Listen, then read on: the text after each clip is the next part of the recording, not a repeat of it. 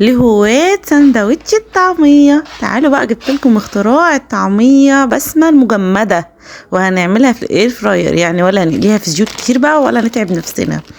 الناس بقى اللي ما عندهاش مطاعم طعمية جنبها زي حالاتي كده وعايشة في الصحراء الجرداء بجيب طعمية بسمة مجمدة وبحط كده بقى على قدي في الاير فراير.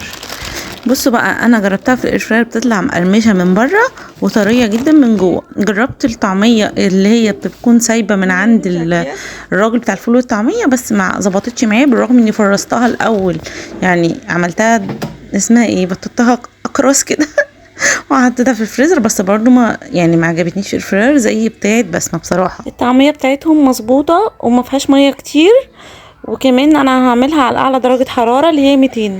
بصوا هنا كده بقى كان فات عليها حوالي 3 دقايق. بص خدت لون، بس انا عايزاها تقرمش اكتر.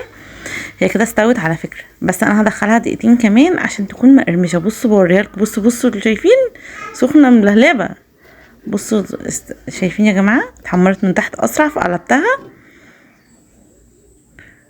بصوا انا محطيتش زيت خالص، تمام. بس هي الفراير اصلا ده عشان كنت عامله فيها بطاطس قبلها وكنت حاطه معلقه زيت، فهي فيها يعني لحسه زيت بسيطه بتظبطها بقى كده مع نفسها.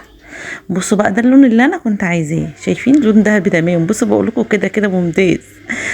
احلى حاجه في الطعميه بقى تعملي السندوتش ده، قطعتها كده شرايح وعملت سندوتش عليه شرايح طماطم وحبه بصل ومعاهم حبه زيتون. بجد اختراع الطعمية البسمة المجمدة لذيذ وبينفع جدا في الاير فراير، جربوها.